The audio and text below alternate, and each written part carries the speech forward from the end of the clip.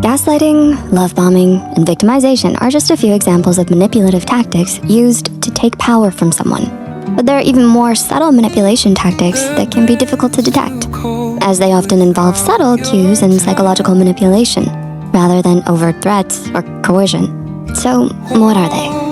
Today, we'll look into how others can subtly manipulate your perception through your blind spots and vulnerabilities, aiming to help you protect yourself against such manipulation. Scotomization. Scotomization is like having a mental blind spot. It happens when people unconsciously ignore or overlook certain information. And it can be used as a manipulative tactic, where someone intentionally exploits or takes advantage of another person's tendency to ignore or overlook certain information. Manipulators may use this psychological phenomenon to control or influence someone's perception by strategically presenting or withholding information. For example, a manipulator might provide selective information that supports their agenda while deliberately omitting details that could lead to a different interpretation. By exploiting the individual's blind spots, or scotomization, the manipulator aims to shape their target's perception in a way that serves the manipulator's goals. Balance theory. The balance theory manipulation tactic involves influencing someone's preferences by leveraging positive relationships. Essentially, people are more likely to adopt the likes and dislikes of those they have a good relationship with. Manipulators take advantage of this by intentionally fostering positive connections and then subtly steering others towards their preferences. Suppose a person befriends someone who is known for their generosity and kindness. Over time, the manipulator pretends to share similar values and interests to deepen the friendship.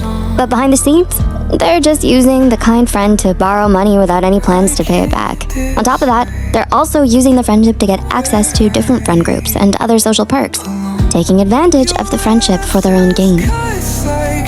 If you found this video helpful so far, be sure to hit the like button and subscribe to the channel. Smear campaign. Smear campaigns are when the manipulator launches harsh attacks on someone's reputation. Manipulators often use this tactic when they can't control you anymore. They try to manipulate how others see you, hoping to cut you off from the rest of the group.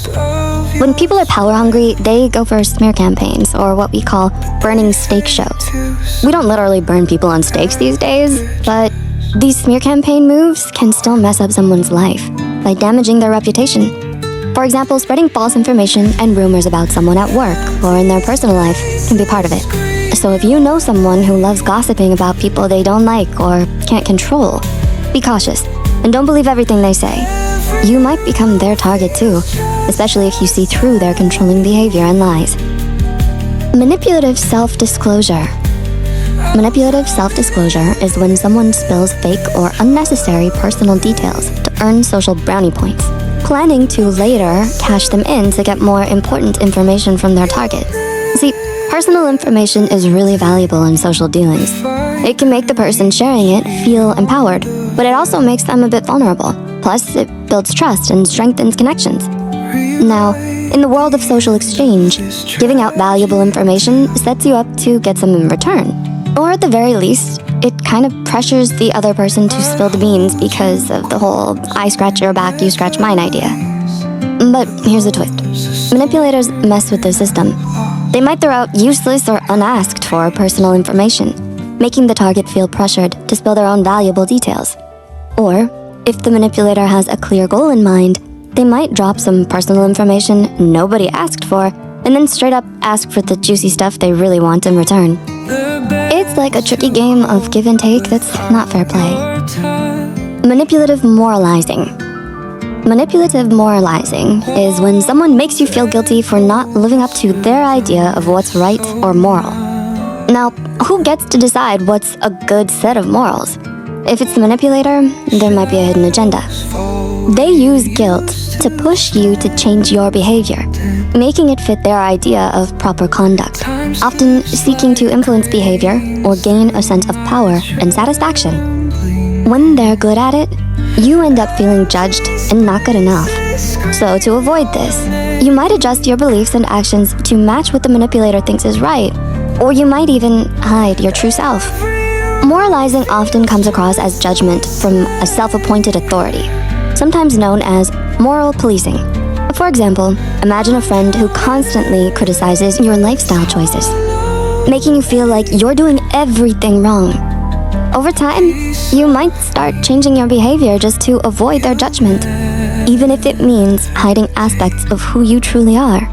The friend, in this case, is using manipulative moralizing to control your actions and beliefs according to their standards. Pity party. Pity plays are like when someone tries to make you feel sorry for them, either by acting helpless or by playing the victim. They want you to do something for them out of pity. Imagine a friend who always complains about their tough luck and portrays themselves as a perpetual victim, making everyone else the problem and hoping you'll feel sorry for them and help them out of pity. It's even more powerful when combined with guilt tripping, when they make you feel guilty and say, "I'm a victim because of you, so you need to make it up to me." Pity plays are like a last resort manipulation tactic. When someone has no other way to get what they want, they might pull a pity play. When this happens, it's important to be cautious, since pity plays can also be used to unfairly make someone look bad. To wrap it up, knowing about manipulation tactics helps us stay alert in relationships. Awareness is our defense. By setting healthy boundaries and keeping communication open, we create spaces for real connections where manipulation has a hard time finding a foothold. Have you encountered any of these tactics? Share your experiences below. If you enjoyed this video, remember to hit the like button and subscribe to Psych2Go for more content. As always, thanks for watching.